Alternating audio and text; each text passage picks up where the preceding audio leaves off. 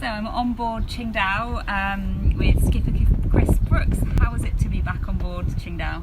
Oh, it's really, really nice to be back. It's been a long time coming. We've been thinking it's going to happen and waiting for the world to open up again, and it finally has got to a point where we've managed to get here, and we're finally able to continue our round the world race. I'm not one to leave things unfinished, and I think it shows and demonstrates great qualities if you can see something through to the end. So for me, it was about very important to me to not let the team down and to get back here and to be their skipper for the rest of the race. And so what was it like walking back into Subic Bay Yacht Club and seeing your home for 6 months in 2019 to 2020? Yeah, I mean, walking back through, we came down to the boats, and someone said they were really pleased. That one of the crew said they were really pleased I made it back, and I said, yeah, I'm home, and that's what it's kind of feels like. You know, we become so sort of entwined with the boat through our journey, especially the more time you spend on here, the more it becomes home, and the more intricately you know it and come to love it, really. And so you've got returning crew and then new crew. How excited are you to see your returning crew again?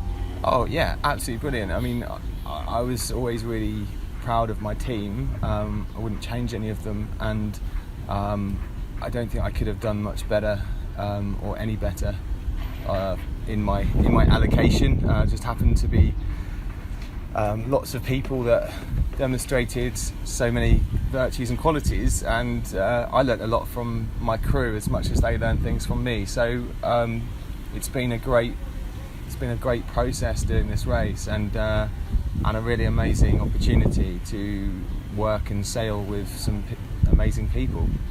And your new crew will be joining your team. What can they expect from joining Qingdao? What sets you apart? I think really importantly, there's a really good team dynamic on our boat. We understand what it takes to be successful, and that success is an interesting measure, and it can be measured in many different ways, and I think you have to find a balance for what success is on your boat. I'm really pleased to say that success for me is the dynamic between the team, people getting on, supporting each other, and to a certain extent supporting me, and as much as I'm supporting them. So and I've had no end of support. I can ask for more from my team, so to see those guys coming back, I can't wait for them to get here. And tell us a little bit about the Qingdao story so far. What have your highlights been from leaving London in 1st of September 2019? Well, it's been a massive journey, and as I said before, I think there are many ways of measuring success. Obviously, I spoke about the team aspect of our success, but what the team has achieved in that time has been pretty amazing. I think we've had 4 wins and a couple of other podiums. I think we've podiumed in all but one race that was pretty much a skipper error, and that was we missed a mark in a race, but our performances along the way have been absolutely maybe even unprecedented. I think the team just works really hard, and I think it's been a good combination between learning how to do things correctly and also then applying, because many boats might know how to do the right things, but as a team they decide that that's not necessarily what they want to do. It takes a lot of effort to be competitive, and a lot of determination and a lot of hardships as well. You have to forego luxuries and privileges that other boats might enjoy in order to be that competitive. You're representing Qingdao. You're really proud to be the Qingdao Skipper, the sailing city in China. How proud are you to return and represent them, especially so as with the disappointment that we weren't able to go there due to COVID-19 and the global pandemic? Yeah, at the end of the day, it's a shame that we haven't been able to go there. But at the end of the day, that's our team and our we do this with them in mind, and I like to think that they'll be taking an active interest in our performance and in our story, and hopefully they'll be proud of us, and we can deliver for them too. Tell me a little bit about the contrast you faced on the race so far. So in terms of complete flat calms to some of the storms that you've been through. So the weather's always changing, and one thing that's important on a boat is dealing with extremes, and we get extremes in temperature, going across the equator in blistering hot sun, and where being on deck is really hard, and being down below is even harder. And the same can be said going across the Southern Ocean when the wind was almost 70 knots and the seas were over 10 meters. That was really extreme, and certainly the biggest ocean that I've encountered.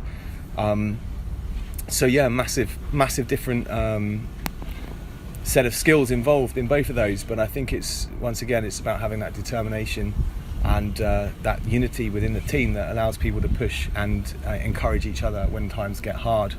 And on that note, we've had some pretty good experiences with wildlife as we've been going around. We've seen some amazing whale sites, some of them quite concerningly close as well. It's been amazing to see that. Obviously we understand the danger of wildlife interacting with the boat, but actually to see those sites firsthand, everything from hourglass dolphins to humpback whales spinning out of huge waves in front of us. Absolutely fantastic trip so far. And you have the North Pacific next. You've crossed many oceans in your many years as a sailor. What are you most looking forward to about the North Pacific Ocean crossing? Well, the North Pacific is an interesting one. It often gets overlooked as an ocean. We kind of tend to focus on the Southern Ocean because that's the route that most of the around the world races take. The Clipper race is uniquely different in that we tend to come north towards China and then head across the North Pacific and take that route. So it's little travelled. It's quite amazing to do a trip across the North Pacific that not many people get the opportunity to do. In terms of a skipper, I think I think what I might be looking forward to is slightly different to the crew, because with the responsibility for the boat and the team going across any ocean, it's important to me that everyone has a good time, stays safe, and the result at the end of the day is obviously the last thing on that. So from a skipper point of view, it's going to be some amazing conditions, but I'm looking forward to overcoming them with the team and getting everyone there safely. So you have a new first mate, new AQP in Bruce. You've kind of met each other in the last week. How have you been getting on, and how do you think you're going to gel well as a combo? So I've only known Bruce now personally for this week, and we've already established some pretty good banter on the boat. I think he's quite pleased to be a part of our team and making up part of our team now. And we're working really well together. We've been very productive. He works very hard, and as we both do, and I think he'll fit in very well. So we touched on this. We've got the leading team.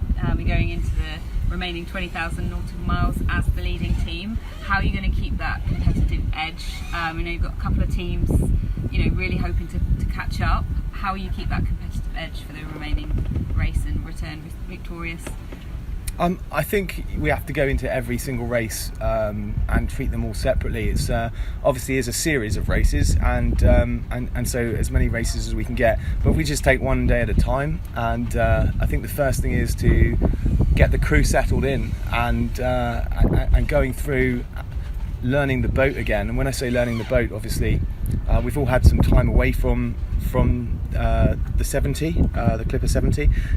And it will take a couple of weeks to really sort of get learning the processes and drills that we do on here, and getting them as smooth as we can. I'm not talking about from a safety element. I think our crew are all very good and very well trained from the Clipper training, and we obviously have some refresher training to do before we cross any oceans and race. But I'm talking about the skills of doing manoeuvres on the boat smoothly, and those things really do have an effect on our racing. It's I think the main thing to win races, once you get to that level, is marginal gains. We've always worked on it. Our team has always understood the importance of marginal gains. Just getting a few boat lengths ahead in one particular part can be leaned on for a long time to create an advantage. And if you can create all those little advantages in all different places in the boat, like let's say having less luggage on the boat will make the boat very slightly lighter, having ever so slightly better sail trim than another boat will make it go faster. You start adding all of those up and we start to get our 1 or 2% and over 7,000 miles with a bit of tacking and jibing as what our leg will be across the Pacific Ocean. That makes a big difference. What did you miss most about the Clipper race when you were kind of back home, kind of in lockdown throughout the pandemic? What elements did you miss the most? That's a good question. I think the last 2 years have been quite difficult for everyone, and going through a pandemic, I think everyone suffered with their own problems. So you can find yourself in a position where you're concentrating on the here and now. It's certainly been something I've wanted to get back to, but at the time, given the situation, in a lot of people, it's actually been very good to be at home and spend some time with loved ones, especially when a lot of people have lost those throughout this period. So yeah, of course I've missed the race, and I'm glad to be back. Missed the competition. Freedom and the travel, the great open spaces. Definitely. I mean, for me, I think I missed the team, the family that you create amongst you, and the experiences, the social side of that as well in port. I'm hoping that the pandemic is going to be further behind us as we go around the world, and that we can return to enjoying our trip and our race in the same way that we did when we started.